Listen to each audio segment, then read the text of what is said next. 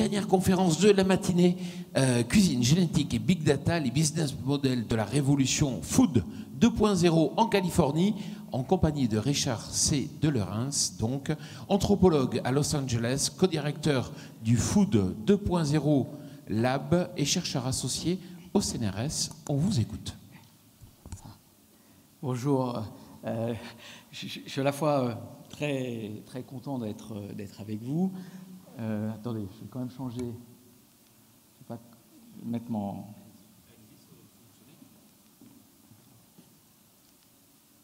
Oui, voilà, parfait. Je ne pourrais pas avoir un micro, je préférais, voilà. Je vous le donne. Voilà, merci, si vous m'entendez bien. Donc, oui, alors, je suis à la fois français, mais vivant, j'allais dire, aux États-Unis depuis, et en Californie depuis 10 ans. J'ai aussi, un peu avant, fait une partie de mes études à Los Angeles, à l'Université de Californie à Los Angeles, UCLA, comme disent les Français, où j'enseigne, j'enseigne depuis 2008. C'est vrai que je vais vous présenter et avoir une vision un petit peu différente, non pas sur la Californie, mais de la Californie. Voilà. Alors, j'ai choisi en fait d'intituler cette conférence Cuisine, génomique et Big Data parce que je voudrais essayer de vous montrer que du point de vue des Californiens et de la Californie, la food tech, elle est enracinée dans deux grands bouleversements, on va dire à la fois scientifiques et culturels, que sont d'une part la génomique, la génétique et la génomique, et d'autre part le Big Data. Et ces deux grands bouleversements, j'allais dire, sont vraiment liés à l'histoire culturelle et à l'histoire économique, l'histoire technologique de la Californie. Et c'est de ça dont je voudrais vous parler rapidement. Voilà. Je voudrais que vous me disiez quand on est à moins de 10, qu'il me reste 10 minutes. Voilà. Alors, je voudrais commencer par une citation qu'on entend tout le temps quand on est dans la Silicon Valley, qui est une de Marc Andreessen, qui est à la tête d'un des plus gros fonds d'investissement de la Silicon Valley, qui s'appelle Andreessen Horowitz. C'était lui-même le fondateur de Netscape, et on cite toujours cette phrase « Software is eating the world », c'est-à-dire que finalement le logiciel est en train de dévorer la planète, c'est-à-dire qu'il est en train de transformer, d'envahir toutes les industries, toutes les technologies. Et l'autre, c'est une citation de Mark Twain, que je vous ai mis en français, qui symbolise aussi un peu l'esprit de la Californie. Ils ne savaient pas que c'était impossible de le faire, mais ils l'ont fait. Et comme ils ne savaient pas que c'était impossible, ils l'ont fait. Donc il y a des choses qui se font. En France, on aurait pensé que c'était impossible, mais là-bas, on ne le sait pas, donc on les fait quand même. Et parfois, ça marche. Alors, juste une chose, c'est que ça, c'est d'une certaine façon une image de la Silicon Valley. Pour ceux qui sont non pas spécialement âgés, mais il y a 20 ans, tous ces logos n'auraient évoqué rien à personne. Et aujourd'hui, vous avez là, parmi les plus grandes capitalisations de la planète, et parmi des entreprises qui ont été lancées, financées, développées en Californie, essentiellement dans la Silicon Valley, parce qu'il s'agit d'informatique. Alors c'est sûr que ces entreprises qui sont aussi pour la plupart californiennes, c'est des logos que vous connaissez, certains vous en connaissez, on vous en a parlé d'autres logos aujourd'hui comme Impossible Food ou Beyond Chicken ou Beyond Meat, mais rien ne dit que dans 10 ans, ces entreprises ne seront pas elles aussi des géants de l'agroalimentaire. Et j'en ai mis quelques-unes, mais on pourrait les compter aujourd'hui pratiquement par centaines en Californie. Alors, je voudrais aller directement dans le vif du sujet et vous expliquer en quoi à la fois la génétique et la génomique sont, et d'une part la génétique et la génomique, d'autre part le big data, sont essentiels pour comprendre ce qui est en train de se passer. Parce que l'anthropologue que je suis ne s'intéresse moins aux tendances qu'aux forces profondes et qu'aux bouleversements profonds et qui sont structurants. Et donc, les tendances, d'une certaine façon, vont découler de ça. Donc la première c'est plus qu'une tendance, c'est une autre vision de la santé, une autre vision du fonctionnement du corps humain qui est à une autre échelle et qui évidemment démarre au début des années 2000 lorsqu'on a fini le séquençage du génome humain et on commence à comprendre d'abord combien on a de gènes, un certain nombre de choses. Et la première chose qui m'a intéressé d'un point de vue plus culturel, et puis je vais passer vite dessus, c'est que on va passer à une vision du corps telle qu'on a un peu classique ici, avec des membres, des bras, à une vision du corps qui est de plus en plus cellulaire. Et ça, c'est une image qui est tirée d'un livre, vous voyez ce petit bébé là, qui est tiré d'un livre pour enfants des écoles californiennes, où en fait, où on vous explique que le corps humain, ce n'est pas des jambes, des bras, mais en fait, ce sont des cellules. Donc vous avez des cellules de foie, des cellules de cœur, des cellules humaines. Donc on va passer progressivement, avec la génétique, et on le ressent très bien en Californie, et pas encore ici vraiment, à une vision cellulaire du corps et une vision informationnelle. Et cette vision est critique, essentielle pour comprendre la transformation qui est en train de se produire de l'idée de santé. Alors, c'est intéressant parce que je vais parler de 23andMe très brièvement. Donc, il y a un grand moment qui est 2007-2008 en Californie. C'est le moment où le prix pour faire un séquençage de génome humain va radicalement tomber.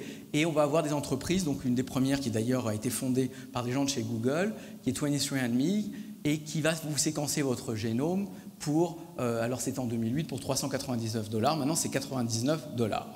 Donc, dans l'offre qui est faite de séquençage du génome, vous voyez la pub, c'est bienvenue à vous-même, c'est-à-dire c'est une redécouverte de vous-même, c'est à une autre échelle, vous redécouvrez ce que vous êtes et qui vous êtes. On vous proposait effectivement à cette époque des services, enfin des conseils en matière de préférence alimentaire. Alors ça a donné tout de suite lieu à, ça c'est aussi la Californie, c'est qu'on voit tout de suite les applications. Les applications, les gens sont c'est une vision très pratique du monde. Vous allez avoir les premiers livres de cuisine, ça c'est un livre de cuisine, ça n'a pas l'air, où à partir du séquençage de votre génome, on va vous parler, on va voir quel est votre génotype sur un gène qui s'appelle l'APOE qui intervient dans l'obésité, et à partir du séquençage de ce gène, que vous avez fait par exemple chez 23andMe, on va vous proposer un livre de cuisine et des recettes de cuisine qui sont en rapport avec votre génome. Mais, il y a un petit mais. Alors oui, deuxième exemple qui s'est développé au même moment, parce que cette vision cellulaire du corps, c'est le moment où explose, dans les années 2007-2008, tout le thème des antioxydants, c'est l'antioxydation des cellules, ce qui va aboutir au lancement en Californie et à Los Angeles, à partir de ces propriétés antioxydantes, du jus de grenade. Et vous avez des produits comme le jus de grenade qui sont devenus mondiaux en l'espace de 6-7 ans, parce que l'entreprise californienne à Los Angeles qui a lancé ça, qui a fait les études à UCLA sur l'antioxydation des cellules à partir du jus de grenade, ensuite a fait tout son marketing, vous voyez, sur l'antioxydation. C'est le pouvoir antioxydant du jus de grenade. Et qui est devenu, en l'espace de quelques années, un best-seller mondial, on va dire, du jus de grenade. Personne ne buvait du jus de grenade, mangeait très peu de grenade, mais voilà. Deuxième moment qui est intéressant, qui va mettre, on va dire, une sorte de holà à la vision génétique, strictement génétique de l'humain et du vivant et de la santé, c'est la découverte si on peut dire, de l'épigénétique. Alors c'est quoi l'épigénétique? C'est pas simplement le fait que vous ayez un génome, c'est la façon dont vos gènes s'expriment. Et la façon dont les gènes s'expriment est absolument aussi importante que votre génome, parce que vous pouvez avoir des gènes qui restent silencieux ou des gènes qui s'expriment. Et au cours de la vie, ça peut changer. Donc, le génome, c'est bien gentil, mais l'épigénome, c'est sans doute pratiquement aussi important, voire plus important que le génome, et c'est la couche qui est au-dessus du génome. Alors l'exemple qu'on prend toujours de pourquoi l'épigénétique, à la fois ça existe, c'est important, c'est cet exemple, c'est l'exemple de la reine et de l'ouvrière, c'est qu'on prend deux abeilles qui sont absolument enfin, pas des clones, mais des jumelles identiques. Et il y en a une qui va grandir, alors qu'elles ont exactement le même ADN, le même génome, et bien tout d'un coup, il y en a une qui va devenir une reine et une autre une ouvrière. Et qu'est-ce qui fait la différence? C'est que la reine, celle qui va devenir la reine, on lui donne à manger de la gelée royale, donc c'est son alimentation, qui va faire qu'elle va se développer et avoir une morphologie totalement différente et un métabolisme différent. Et la différence, c'est pas parce que la gelée royale est plus énergétique, ça apporte plus de nutriments. Donc c'est pas une vision énergétique de la nutrition, c'est parce que la gelée royale va déclencher ou inhiber certains gènes dans le génome de cette abeille, et donc c'est une vision informationnelle, c'est-à-dire que la nutrition, c'est pas simplement une affaire d'énergie, de calories, c'est aussi une affaire d'information, d'activation des gènes ou le fait de rendre silencieux certains gènes. Alors ces mécanismes, on les connaît, je passe très vite, on les connaît très bien maintenant, et même si on continue de les étudier, on les connaît très bien chez les humains. C'est ce qu'on appelle notamment la méthylation, qui fait que certains gènes sont inhibés, d'autres sont activés. Et ça change au cours de la vie. Ce qui fait que là, vous avez ces deux souris, vous avez des souris qui sont des jumelles génétiquement, elles ont exactement le même génome, et vous voyez bien qu'elles n'ont pas du tout la même morphologie. Il y en a une qui est obèse et qui est jaune, et l'autre qui est moins obèse, on va dire normale, et qui a un pelage différent. Et pareil, vous avez des jumeaux parfaitement identiques, mais pourtant, ils ont un profil épigénétique, c'est-à-dire un épigénome complètement différent. Donc ça, c'est pour mettre un premier point, un premier holà à la génétique, mais sans quitter le paradigme génétique. Ça, c'est très important. Et le troisième moment, avant d'aborder vraiment les questions d'innovation alimentaire, c'est évidemment le microbiote. C'est-à-dire qu'on a séquencé notre génome, on s'intéresse à notre épigénome, et puis on s'aperçoit que vivent en nous des milliards en fait, de micro-organismes, essentiellement dans notre tube digestif, pas seulement, mais essentiellement, et que le nombre de cellules, comme vous savez, de tous ces organismes qui vivent en nous, de tous ces vivants qui sont en nous, est 10 fois supérieur au nombre de nos propres cellules. Ce qui signifie qu'on peut ensuite se poser la question presque philosophique, est-ce que c'est nous qui vivons avec eux, ou est-ce que c'est eux qui vivent avec nous? Donc, maintenant, je passe les détails, on sait séquencer en masse le génome de ces micro-organismes et on fait des cartographies du microbiote on commence à dégager les grandes familles de bactéries, les grandes familles de microbes, on commence à comprendre le rôle fonctionnel dans la digestion, dans la santé, dans la nutrition, et ça n'a rien à voir avec la nutrition énergétique, c'est une vision très informationnelle de la nutrition. Alors évidemment, si vous ajoutez le génome, l'épigénome humain, vous mettez le génome de toutes ces colonies bactériennes, et vous remettez en plus de ça leur épigénome, vous comprenez que la nutrition est très compliquée et elle est beaucoup moins simple qu'elle n'y paraît. Voilà.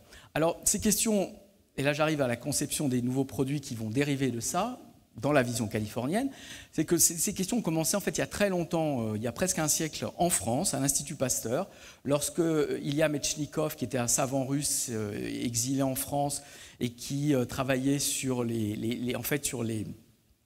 levures, et il a travaillé sur les lactobacilles, le Lactobacillus bulgaricus, qui en fait, il étudiait les yaourts qui venaient de Bulgarie, et donc les kéfirs et les yaourts. Il a eu le prix Nobel en 1908 parce que c'est le premier qui a travaillé vraiment sur les probiotiques et essayé de comprendre quel était le rôle des bactéries dans la digestion humaine et dans la nutrition. Et à la suite des travaux de Metchnikov, Isaac Carasso, qui habitait à l'époque à Barcelone, a fondé une petite entreprise de yaourt qui portait le nom à l'époque de Danone et porte toujours le même nom. Alors, le dernier moment, si je puis dire, de cette vision, de ce changement d'échelle dans la compréhension des phénomènes du vivant, dans lequel les Californiens sont extrêmement investis, c'est maintenant on commence à regarder les microbes sur toute la planète. Alors il y a différents programmes de collecte, on envoie des émissaires si vous voulez, et on collecte des échantillons de microbes sur toute la planète. Il y a un grand projet qui est à l'Université de Californie San Diego qui consiste à aller recueillir des microbes et essayer de comprendre où ils sont dans tels environnements. C'est-à-dire on fait une collecte, comme on a fait au XVIIIe siècle, une collecte, on a envoyé des naturalistes dans le monde entier collecter les plantes et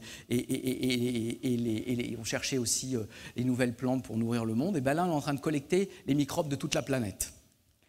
Et évidemment, avec pour projet de savoir comment ils vont pouvoir éventuellement intervenir dans la fabrication des nouveaux produits, d'enrichir la compréhension qu'on a de la nutrition et aussi de l'agriculture. Parce que l'agriculture n'est pas la moindre des applications, c'est-à-dire que là, vous avez, il sort de ce projet de recherche, il sort tous les jours des résultats sur des nouveaux champignons qui permettent de féconder, enfin d'ensemencer les champs et les sols de façon absolument, j'allais dire, super productive, mais naturelle. Évidemment, ce qui nous laisse penser qu'il pourrait très bien y avoir demain, dans cette compréhension de toutes les microbes de la planète, on pourrait redessiner de nouveaux terroirs, parce que les sols sont remplis de ces microbes et de toutes ces bactéries qui interviennent dans l'agriculture. Et donc là, d'une certaine façon, c'est peut-être des nouveaux terroirs qui vont se développer à partir de la compréhension qu'on a du sol, des microbes, de tous ces micro-organismes. C'est vraiment une autre vision, c'est ça que je voudrais essayer de vous faire passer, c'est qu'on a une vision on est en train de comprendre, redessiner notre approche de la santé et de l'alimentation à l'échelle cellulaire et à l'échelle de la génétique. Alors, ce qui est drôle, c'est qu'en 2014, a ouvert à Amsterdam un premier zoo, c'est un zoo microbien. Donc vous allez le visiter, il n'y a plus de lions, de girafes, mais vous avez des microbes, des bactéries qui sont représentés. Alors bien sûr, en termes de nouveaux produits, qu'est-ce qui s'est passé? C'est qu'à partir de 2008, un certain nombre d'universitaires californiens, dont Patrick Brown, qui était à Stanford, a dit bon ben voilà, maintenant on commence à comprendre comment sont texturés, pas simplement comment sont texturés, mais quelle est la composition des aliments au niveau moléculaire, au niveau cellulaire pour les organismes, pour les plantes et pour les animaux. Ben peut-être qu'on va pouvoir les recomposer et faire au niveau cellulaire, de faire du jardinage et d'imaginer de nouvelles formes d'élevage. ce qui l'a conduit à développer ce steak végétal dont va parler Céline et qui est mis en vente cet été pour la première fois après 5 ans de recherche. Et il est le sang, ça dégouline de sang, mais c'est du sang végétal qui est fait à partir d'hémoglobine, parce qu'il y a de l'hémoglobine végétale de betterave. Et apparemment, j'ai rencontré quelqu'un qui l'avait goûté à New York, là, qui était avec moi pour le café, qui m'a dit qu'il en était... c'était assez époustouflant. Moi, je le connais, Patrick Brand, mais voilà. D'accord. Alors, donc dans la suite, vous avez toute une série de produits qui sont les mayonnaises sans œufs, et surtout, vous avez le grand retour des micro-organismes à travers le fromage, à travers l'étude de tous les micro-organismes, mais pour la conception de nouveaux produits. Donc, on va imaginer des nouveaux fromages, des fromages aussi au lait d'amande, c'est-à-dire qu'on fermente le lait d'amande, etc. L'autre moment très important, c'est le fait que c'est tout un champ qui est dérivé de ça, qui s'appelle la biologie synthétique, et qui consiste à développer, à insérer des génomes, un génome qui a été artificiellement conçu à partir de nouveaux procédés qu'on appelle le CRISPR-Cas9. On arrive à insérer dans des levures des séquences d'ADN qui sont conçues sur ordinateur et on les met dans des levures, dans des organismes vivants, et puis l'organisme vivant se reproduit à partir d'un génome artificiel. Donc, en 2015, une Chinoise a eu le prix Nobel pour avoir mis au point un médicament à partir de techniques de biologie synthétique. Alors, en termes de nouveaux produits, maintenant, vous avez des étudiants dans tous les États-Unis, dans le monde, qui conçoivent à partir de ces outils de biologie synthétique des nouveaux produits. Et notamment, on fait maintenant du lait de vache sans vache. On fait du blanc d'œuf qui est fait à partir de levure. C'est du lait de vache qui est conçu à partir de levure. On met des séquences d'ADN et les levures se mettent à exprimer du lait de vache. Et on fait la même chose avec de la vanille. Donc vous avez une vanille qui est commercialisée, qui est entre guillemets naturelle. C'est une vanille de biologie de synthèse. Alors l'autre partie, je vais aller plus vite dans les 10 minutes qui me restent, qui est le bouleversement qui vient du big data. Alors le big data, ce qui s'est passé exactement à la même période, en 2007-2008, c'est un moment qui est important parce que c'est le moment où, ça fait longtemps qu'on collecte des données sur les ventes, les achats, etc., qu'on collecte des données via les grandes plateformes Internet, mais ce qu'on ne savait pas vraiment jusqu'en 2008, c'est traiter en masse toutes ces données, c'est traiter ces milliards de données. Or, la capacité de calcul des ordinateurs a permis de le faire à partir de 2007-2008, et on est rentré dans ce qu'on appelle l'ère du pétabyte, c'est-à-dire c'est la capacité de traiter grosso modo tous les mouvements de la société, de suivre au niveau microscopique ce que chacun individu fait, achète, etc., de traiter tout ça et de mettre en corrélation tous ces mouvements. Donc cette espèce de micro-échelle de la société, c'est toute une nouvelle physique sociale, c'est tout un champ qui est développé, un des penseurs c'est Alex Pentland, qui est au MIT, qui développe cette vision du monde. Alors évidemment, ça a conduit à développer de nouvelles catégories d'algorithmes dont on parle beaucoup aujourd'hui, qu'on appelle les algorithmes de deep learning ou d'apprentissage profond.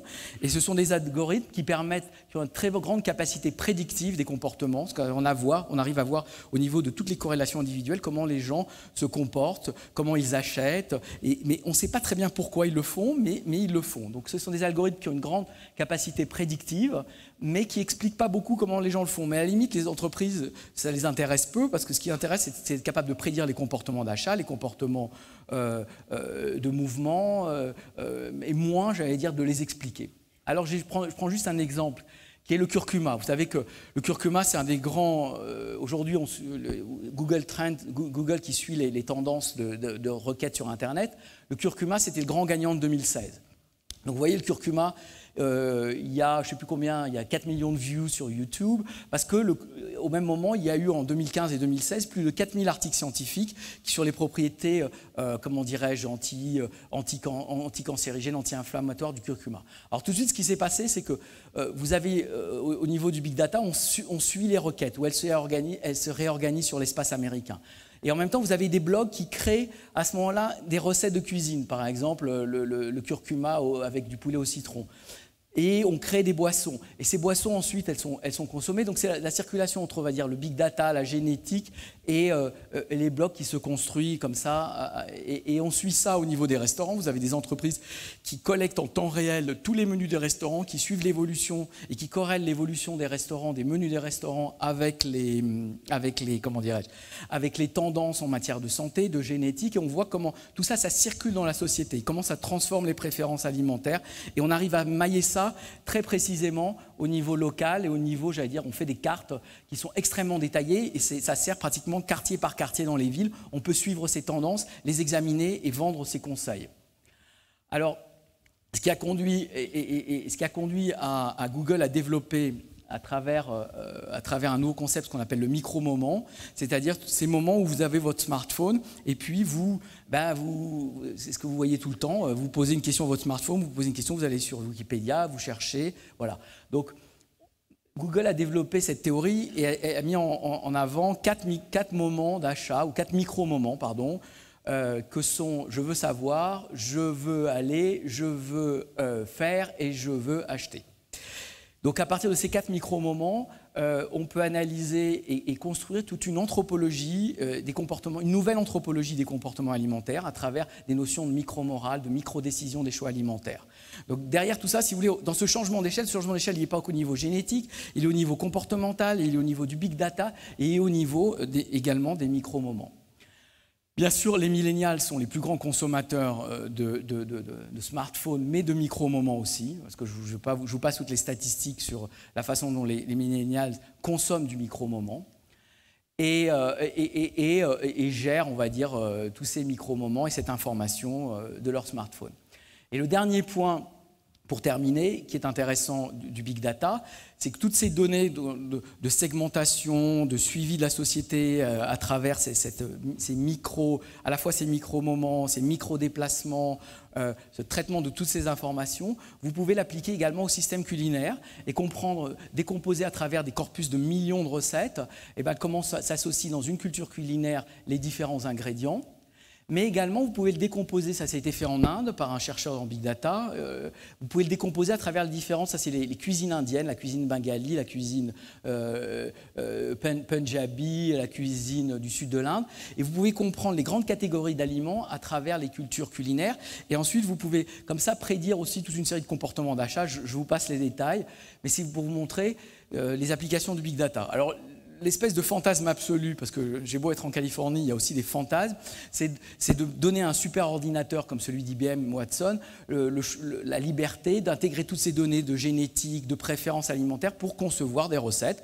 Et vous avez, comme vous le savez certains, le premier livre de cuisine qui a été conçu par un ordinateur, par le super ordinateur Watson d'IBM, qui a sorti son premier livre de cuisine l'année dernière. Alors, en conclusion, je voudrais essayer, c'est plus comme anthropologue, et pour vous donner une sorte à la fois de vision et de compréhension de façon un peu plus structurante et des grandes forces qui sont associées à cette vision de la food tech telle que je vous l'ai décrit de la Californie à travers aussi bien la génétique que le big data.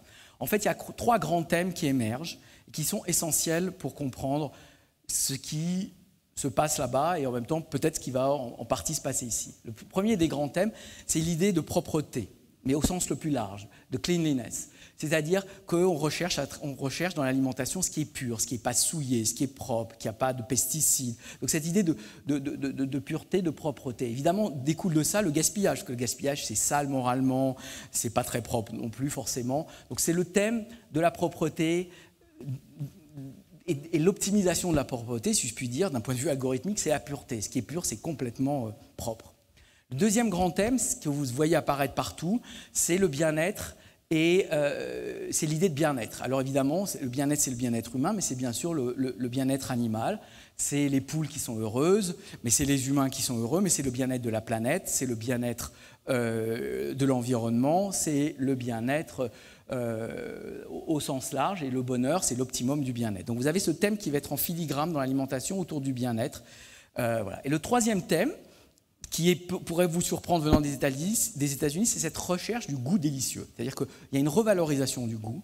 Dans cette vision, on va dire, de la food 2.0, le goût et le fait que les aliments soient délicieux, le plaisir est revalorisé, si vous voulez, est absolument important.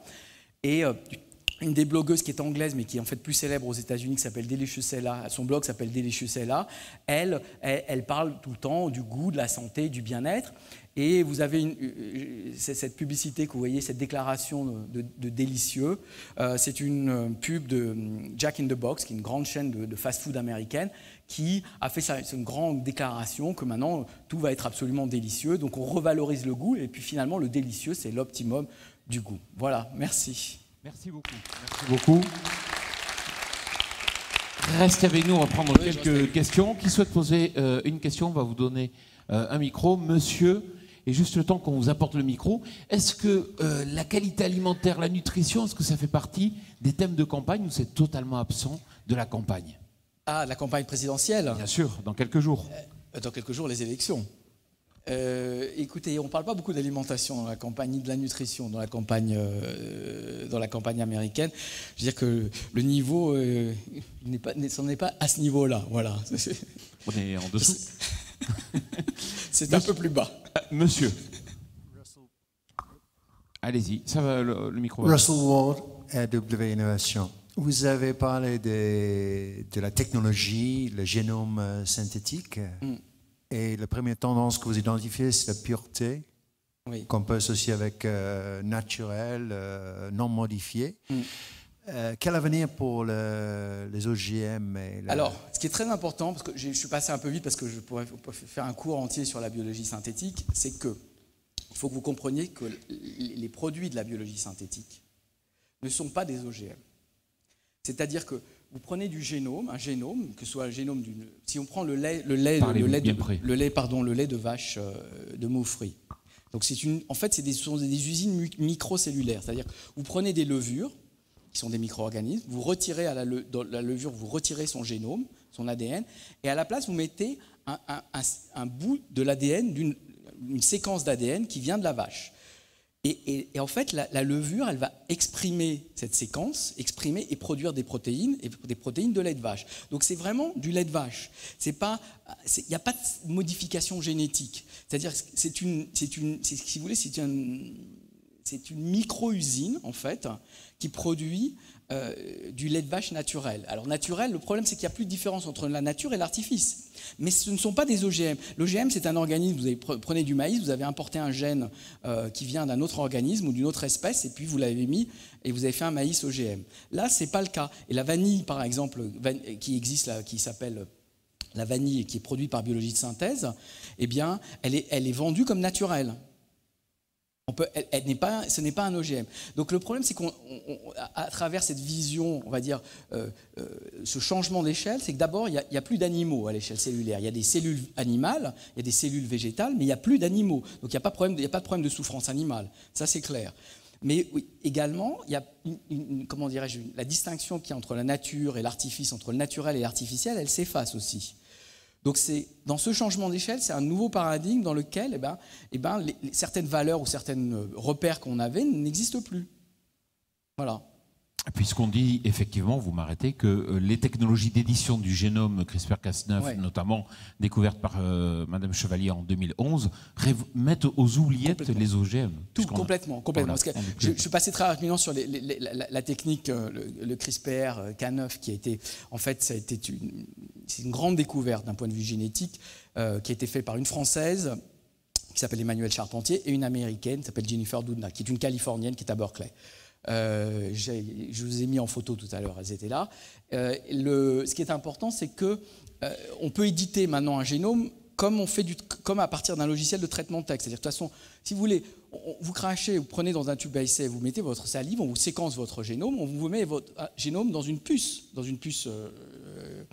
informatique. Ensuite, cette puce informatique, elle est sur un ordinateur, et puis on peut déplacer, de toute façon, c'est 4 lettres, c'est des séquences de 4 lettres, on réécrit votre génome, ou on réécrit un bout de code, ou on copie simplement un bout de code, et puis ensuite, on a une machine qui fait l'inverse, qui à partir de 4 lettres recompose l'ADN, au sens physique du terme, au sens chimique du terme. Et ensuite, ça, on le met dans des cellules vivantes, et ça, ces cellules, elles se reproduisent, hein. C'est de la vie artificielle.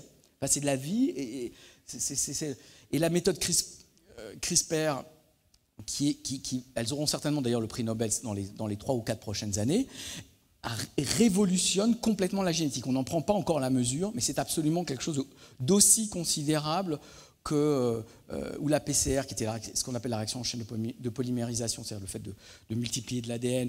C'est vraiment quelque chose qui va bouleverser également l'alimentation. Une autre question. Voilà. Qui souhaite poser la question? Oui, bonjour. Vous avez évoqué Big Data ici. Oui, pardon. Pardon, Monsieur Satin-Servert. Oui, vous avez évoqué Big Data, vous avez évoqué adaptation, en l'occurrence, par rapport à l'aspect, effectivement, de l'ADN, du patrimoine génétique.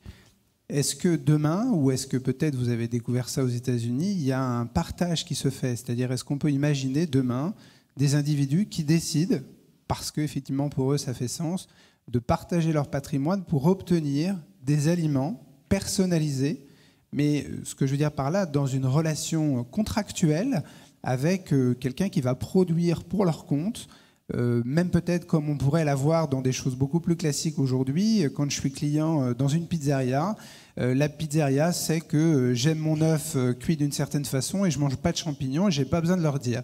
Est-ce que c'est peut-être un travers ou c'est peut-être déjà des choses qui existent aux États-Unis? Alors, il y a quand même une chose que je voudrais, comment dirais-je, c'est peut-être une nuance que je voudrais porter. C'est que, en tout cas, aux États-Unis, bon, c'est toujours difficile de parler des États-Unis en général, mais en Californie où je vis, il y a cette idée qu'il y a un déterminisme associé au génome. Les gens n'ont plus du tout cette idée-là. Je veux dire, ça a été une idée qui date du début des années 2000, plus personne ne croit à ça. C'est-à-dire que l'idée qu'on vous séquence votre génome, tout est dans le génome, personne n'y pense. Parce que l'épigénétique, on en parle autant que de la génétique, donc déjà, et puis de toute façon ça fait partie de la génétique, mais donc déjà c'est un relativisme sur la nutrition individualisée. Déjà il y a ce relativisme de l'épigénétique. Alors maintenant qu'il y a le microbiote qui repart en force, enfin qui repart en force, qui se développe sur tout ce qui est le microbiote, les microbes. L'idée c'est pas tellement ça. L'idée c'est-à-dire que si vous voulez, ici on parle de nutrition personnalisée, là-bas on parle moins de nutrition personnalisée, curieusement, alors qu'on a l'impression que tout vient de Californie, cette idée de la nutrition personnalisée. En fait, d'un point de vue culturel, on est passé au-delà de la nutrition personnalisée. C'est pas qu'on ne s'intéresse pas à ses choix alimentaires, mais l'idée qu'à partir du génome, on fait de la nutrition personnalisée, personne ne pense ça. On ne pense plus ça. On l'a pensé pendant quelques années, personne n'y pense plus. En revanche, on pense que tous ces microbes, toutes ces bactéries qui vivent en nous vont permettre de produire des nouveaux aliments, c'est-à-dire des nouveaux kéfirs. C'est pour ça que c'est la grande vogue des kéfirs aux États-Unis, parce que les kéfirs, c'est une double fermentation, le kéfir. Donc on peut mettre des probiotiques. On pense par contre que l'alimentation va avoir une richesse et une diversité beaucoup plus grande. Je veux dire, tout le monde pense que les yaourts c'est quelque chose de très français, mais les yaourts les yaourts et Danone existent parce qu'il y a Metchnikov et parce qu'on a travaillé sur les probiotiques dans les années 20. C'était pas du tout une habitude française, ça venait de Bulgarie, et maintenant c'est devenu quelque chose qui est dans la culture française d'avoir des yaourts. Non, ce à quoi s'attendent, on va dire, les Américains californiens qui sont un peu plus en avance que la moyenne des Américains, c'est que l'alimentation va avoir une grande diversité. Que la food tech, en fait, c'est pas simplement la technologie, comme vous l'imaginez, par exemple, pour l'informatique, mais bien sûr, c'est de la technologie, mais c'est la technologie du vivant, surtout, c'est-à-dire les micro-organismes, tous les nouveaux fromages qui vont être inventés, l'agriculture qu'on est en train de changer. Aujourd'hui, on en parlait avec mon ami du Food Lab, le professeur Fumet, c'est que vous avez des entreprises de food tech qui travaillent pour l'agriculture, qui font des mélanges de microbes pour réensemencer les champs, c'est-à-dire pas réensemencer, mais pour réensemencer la richesse des sols. Donc on pulvérise pas des pesticides, on pulvérise des microbes. Oui, monsieur. Oui. Un micro, s'il vous plaît. On vous l'apporte sur la gauche. Non, mais moi, je pose une question. Moi, j'étais très intéressé, Richard, par votre intervention. Enfin, j'ai pas tout compris, hein, très honnêtement. Non, mais c'est vrai, c'est compliqué. Moi, je vais redemander des cours du soir quand même pour mieux comprendre. C'était un peu rapide aussi. Parce que, ouais, non, mais c'était trop rapide, là. Christophe, quand même, il fallait lui donner 1 heure de plus, hein, quand même, hein, prochain coup. Bon. Mais moi, vous m'avez réconcilié avec les Américains, parce que, bon, enfin, vous êtes français déjà, mais c'est bien. Mais bon, la gastronomie, quand même, elle est pas aux États-Unis, elle est ici en Bourgogne. Oui. Hein? Et là, vous êtes en train de nous dire, bon, premièrement, là, c'est une bonne nouvelle que les OGM, c'est terminé. Je n'ai pas dit que c'était terminé. Non, en gros, mais là, on a un public acquis. Il n'y a personne qui est pour les OGM, là. Levez la main. Bon. Et ce qui me fait plaisir, c'est que je ne suis pas convaincu qu'avec votre nouvelle façon de faire de la gastronomie, cellulaire et tout, qu'il n'y ait pas d'opposition. Je n'ai pas dit que c'était de la gastronomie, je parlais d'alimentation. Bon, la gastronomie, c'est une autre affaire. L'alimentation. Mais moi, ça veut dire, est-ce qu'on peut partir du principe que les Américains maintenant vont plus traiter leur poulet au chlore?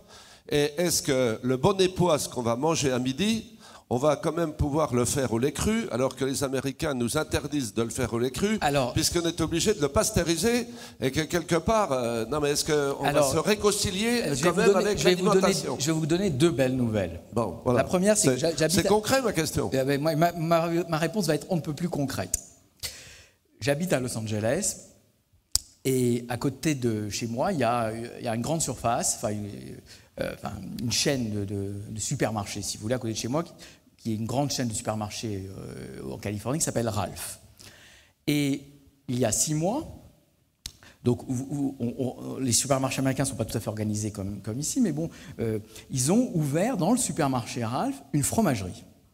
Si vous voulez, ça fait partie du supermarché, mais il y a un fromager. Ils ont embauché un fromager pour tenir la fromagerie. Évidemment, on achète la fromagerie, on achète les fromages. Et je vois arriver, donc ils s'installent, c'était il y a 6 mois, ils ouvrent la fromagerie dans le Ralph, mais ils le font dans le mien, mais ils le font dans plein de Ralph en Californie. Et je vois arriver les palettes, parce que j'y vais presque tous les jours, mais pas tous les jours, mais bon, je vois arriver les palettes de fromage, parce que je vois le fromager en train d'installer. Je vois arriver des palettes d'époisses. Non, mais c'est pour répondre. Il va arriver des palettes d'époisses. Époisses Berthaud, non? Des poisses au lait cru, évidemment, parce qu'on va parler de... Mais pas simplement ça. Je vois aussi arriver des très beaux fromages de Sardaigne. Je vois arriver... C'était mieux que chez moi. J'habite aussi à Paris. Enfin, j'ai un petit pied-à-terre à Paris. Et c'était mieux que presque mieux que... Il y a un très bon fromager dans le 5e. C'était pas aussi bien, mais quand même. C'était pour la Californie, avoir de l'époisse, avoir des fromages, de très beaux fromages français, italiens. Voilà. Donc ça, c'est pour vous répondre. Et maintenant, c'est dans tous les Ralph quasiment en Californie. C'est une chaîne, je ne sais plus combien de supermarchés, mais un grand nombre. Ça, c'est la première question. La première réponse à votre première question. Donc, c'est pas pour rien que ça arrive, parce que derrière ce que vous voyez, les forces, c'est ça, c'est les microbes, les fromages, c'est la fermentation. Il y a une revalorisation, si vous voulez, du vivant, de la création par la fermentation de tous ces micro-organismes qui sont la base de la vie, mais aussi de la santé. Parce qu'on est en train de changer de paradigme santé. C'est plus les calories, les hydrates de carbone, non, c'est tous ces micro-organismes, c'est ça. Maintenant, vous savez, on fait des transplantations fécales, c'est-à-dire qu'on s'aperçoit que finalement, les gens qui sont en surpoids, c'est aussi parce que souvent leur microbiote est pas très efficace. Et on fait une transplantation fécale, on leur met le microbiote de quelqu'un qui est sain, et sans qu'ils changent rien à leur alimentation, ils perdent du poids. Donc ça n'a rien à voir avec ces histoires de calories, forcément. Enfin, c'est plus compliqué que ça, mais c'est... Voilà. Et la deuxième bonne nouvelle, c'est que vous avez, par exemple, vous allez en Californie, ça c'est plus ancien, vous trouvez des poires qui sont des poires d'Anjou, qui s'appellent des poires d'Anjou, qui étaient une variété de poires qu'on ne trouve plus ici, et ils ont été rachetés des arbres et je ne sais plus si des semences à l'INRA il y a une dizaine d'années. Et maintenant, vous avez, si vous voulez, de la diversité. Vous avez des poires qu'on trouvait sous Louis XIV, vous les avez en Californie, vous ne les trouvez pas ici. Oui, mais c'est bien. D'ailleurs, le kéfir, regardez, quand on était gamin, moi qui suis comme Alexandra de la Franche-Comté, là, du Doubs, de fils de paysan, on n'achetait pas de cette saloperie de tout, des jus de fruits et tout. On faisait du kéfir, on appelait ça la limonade. Et c'était super, ça. Bon, je vous propose qu'on se garde un petit peu de temps pour déguster aussi. Voilà. Bon appétit. Voilà. Bon, je vous remercie, on vous applaudit. Merci pour cette présentation. Et bon appétit. Et effectivement, ça va être l'occasion à présent de déguster. Juste là, en haut, vous verrez. Et on doit se retrouver ici à 14h précises pour la suite des interventions. Bon appétit à tous.